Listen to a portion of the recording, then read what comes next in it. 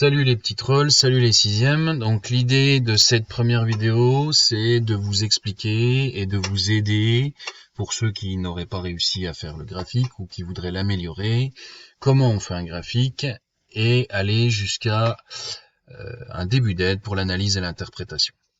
Donc comment on fait? Alors on était parti de la problématique qui est comment le sol transforme les fumures en éléments minéraux afin que les plantes se nourrissent. On avait une hypothèse, et puis le but c'était de traiter les résultats issus des protocoles expérimentaux qu'on avait travaillé ensemble, auxquels vous aviez réfléchi et qu'on avait corrigé.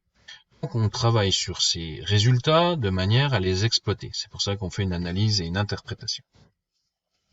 Pour ce faire, il faut d'abord tracer le graphique. Ensuite, l'étape 1, c'est la construction d'un graphique. Donc, le but, c'est de gagner de la lisibilité, de lire des données sous une forme plus simple. Votre compétence à vous, ça sera de construire ce graphique, c'est-à-dire de passer d'un mode de représentation à un autre et d'utiliser un tableau correctement.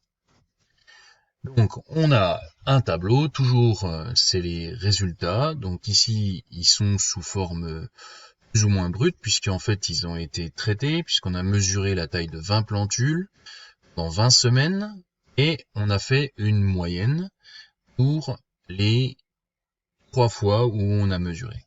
Donc c'est en fait la taille d'une plantule théorique. Donc il y aura, d'après ce tableau, plusieurs courbes. Pour faire une courbe, il faut un titre. Donc le titre, c'est taille de la plantule en centimètres en fonction du temps en semaines. Et donc on identifie dans le tableau les différentes courbes. Donc il y aura un témoin qui est 3 fois le même en fait, c'est toujours le même. On l'a juste remis pour chaque expérience, puisqu'on compare chaque expérience avec le témoin, 3 tests. Il y a le test sans le fumier, pour voir si le fumier marche, le test sans les décomposeurs, pour voir si les décomposeurs ont un rôle, et le test sans l'eau, pour voir si l'eau a un rôle. Quand on veut faire un graphique, on repère toujours les valeurs maximum. Donc c'est 20 semaines pour le paramètre contrôlé, et 100 cm pour le paramètre testé, donc la taille de la plantule. Donc ça veut dire qu'il faut qu'on arrive à placer ça sur les axes. Comme un graphique doit être grand et aéré tout le temps, on va positionner le graphique en format paysage. Et on va s'arranger pour nommer les axes, choisir les axes en fonction de ce qu'on a à tracer. Donc comment on fait? Quand on a un titre de graphique, on le lit toujours dans le sens de lecture européen et de la plantule en fonction du temps. Et bien quand on va tracer les axes, on va faire pareil. On va commencer en haut à gauche, que c'est toujours là qu'on commence à lire. On va tracer l'axe vertical du repère orthonormé, et ensuite on va tracer l'axe horizontal. Donc c'est l'axe 1 vertical et l'axe 2 horizontal. Donc ensuite on choisit ce qu'on va mettre sur les axes en fonction du sens de lecture. Et de la plantule, c'est le premier paramètre qu'on lit, donc c'est le nom du premier axe que l'on trace. En fonction de ça veut dire qu'on change d'axe, et le temps, c'est le deuxième paramètre que l'on lit dans le titre, donc ce sera le deuxième axe qui sera nommé comme cela. Ça marche tout le temps.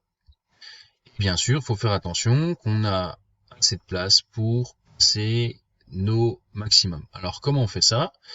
Eh ben on regarde, et les graduations, on les fait en centimètres. Chaque graduation fera 1 centimètre. On va les faire régulières. L'espacement est régulier. Et en fait, on va terminer une échelle pour que nos maximums y tiennent. Donc la feuille fait 21, 29, 7. Ici, on aura à peu près 19 cm. Et là, on a à peu près 27 cm. Ce qui sous-entend que, selon l'échelle qu'on va choisir, ça va tenir dedans ou pas. Donc pour la taille de la plantule, le maximum c'est 100 cm. On sait que c'est l'axe vertical puisqu'on a choisi nos axes, et on va devoir trouver une échelle. 1 cm égale 10 cm de plantule représente 10 cm en tout sur votre axe. On doit aller jusqu'à 100. Ce qui sous-entend aussi que 1 mm fera 1 cm de plantule. C'est pratique, que c'est divisible, on pourra mettre des valeurs qui ne sont pas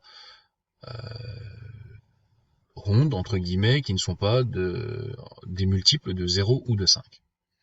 Ce qui est important pour le tableau après. Ensuite, on fait pareil pour l'autre axe. On choisit 1 cm égale quelque chose. Ici, on a 20 semaines. On a plus de 20 cm sur l'axe horizontal, donc on peut faire 1 cm égale 1 semaine. Une fois qu'on a ces deux échelles, on numérote nos axes régulièrement et on les raccourcit, puisque tout ce qui est en trop, ça ne sert à rien. On laisse une graduation de plus, on met une flèche sur les deux axes, puis ensuite, on les nomme, comme ceci. Ensuite, on met le titre, pour pas oublier à la fin. Et ça nous permet aussi de nous rappeler ce qu'on doit regarder dans le tableau. Et donc, on va tracer notre première courbe, qui est la courbe témoin. Donc, la courbe témoin, le premier point à placer, c'est 6 cm pour la première semaine. Donc 6 cm, c'est pas un multiple de 0 ou de 5, ce qui veut dire qu'il va falloir être fin et regarder avec la règle. Donc 6 cm, c'est la taille de la plantule, donc c'est l'axe vertical. 0, 5, 10. Pour savoir où mettre le 6, c'est tout simple. Je vous ai dit tout à l'heure qu'1 mm égale 1 cm de plantule, donc c'est 5 plus 1 mm. Ça fait donc 5 mm plus 1 mm égale 6 cm de plantule. On fait notre trait de construction. Pour une semaine, on cherche notre semaine sur l'axe horizontal, on croise les deux, on fait notre premier point. Ensuite, deuxième point, on procède de la même manière. On cherche 6 semaines sur l'axe horizontal. On met la règle. Tous les points qui sont le long de cet axe valent 6 semaines. Et pour l'axe vertical, on va chercher 28 cm. Donc, on va être entre 25 et 30. Et on va faire plus 3 mm pour avoir notre ligne qui vaut 28. On croise les deux et on obtient le second point ici. On fait pareil pour le troisième. 100 cm, c'est la ligne sur l'axe vertical. Et 20 semaines, c'est la ligne sur l'axe horizontal. On aura donc le troisième point qui est tracé. On va pouvoir relier ces trois points et nommer une première courbe. Voilà. On trace à main levée. Alors le tracé à main levée, c'est pour une simple et bonne raison. C'est comme c'est une moyenne et des valeurs biologiques. C'est un tracé, on va dire, vivant, donc approximatif. Donc en fait, le faire à la règle, ça sert à rien, puisque il peut y avoir des approximations. Ça ne veut pas dire qu'un tracé à main levée, ça doit être sale, donc il faut avoir le poignet souple et faire le trait d'une seule fois. Ensuite, on nomme cette courbe, qui s'appellera la courbe témoin. Et ensuite, on recommence pour la courbe suivante avec le test sans fumier qu'on fait sur le même repère. Certains d'entre vous m'ont envoyé 4 feuilles avec 4 courbes différentes.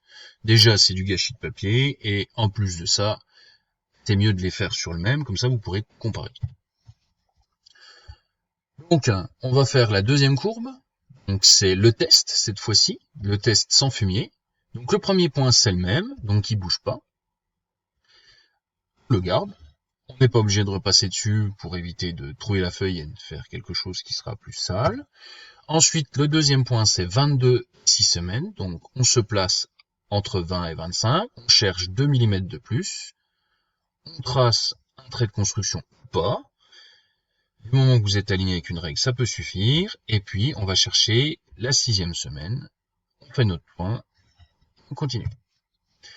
Troisième point, c'est la même chose. On se met à 70 cm pour 20 semaines. On va croiser les deux lignes imaginaires. Et on va faire une petite croix pour placer le troisième point. Ensuite, on relie. On nomme la seconde courbe. On suit la même méthode pour la deuxième courbe test, sans les décomposeurs. Donc on aura 6 cm pour une semaine, c'est toujours le même point. 18 cm pour 6 semaines, ici. Entraînez-vous à les placer. Et 55 cm pour 20 semaines. On aura notre troisième courbe. On n'oublie pas de nommer les courbes. Et on fait la dernière. Donc la dernière... La première semaine, c'est le même point, puis ensuite elle fane, donc on indique qu'elle fane en faisant un deuxième point à 0 à 6 semaines pour montrer que en fait ça a fané et que ça n'a pas marché. On va pouvoir en tirer quelque chose d'essentiel, à savoir, et bien vous verrez dans la suite de la vidéo où vous trouverez par vous-même. Donc maintenant votre graphique il est terminé. Donc pour ceux qui ont galéré ou qui ont eu des difficultés ou qui ont vu qu'ils n'avaient pas fait juste, vous pouvez recommencer en utilisant cette vidéo comme un outil méthodologique en mettant à l'endroit où vous voulez. Ensuite vous pouvez me le renvoyer par mail, je modifierai l'évaluation et je vous mettrai le meilleur des deux.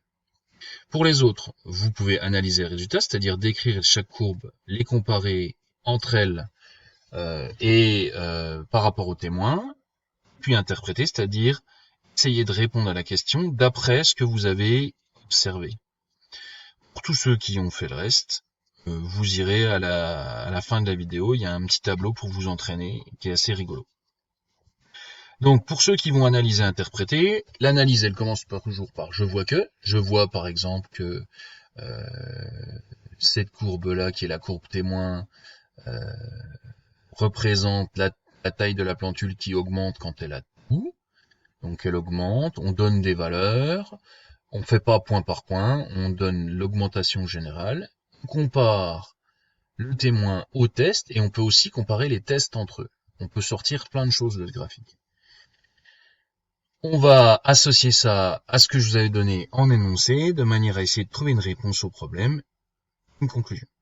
Certains d'entre vous sont très avancés, ils m'en avaient parlé, et d'autres n'y ont pas encore réfléchi, c'est le moment. Et pour ceux qui ont terminé, un petit exercice de graphique rigolo, donc vous avez des valeurs, et à chaque fois les valeurs sont indiquées. Donc vous pouvez lire le tableau en entier, juste prendre les valeurs, c'est toujours pareil, ça fait un témoin, 3 courbes test. Donc c'est le nombre de conflits par famille en fonction du temps, en période normale et en période de coronavirus. Donc vous le lirez, vous ferez ça tout seul ou avec vos parents, c'est une manière de s'amuser un peu. À bientôt pour une autre vidéo.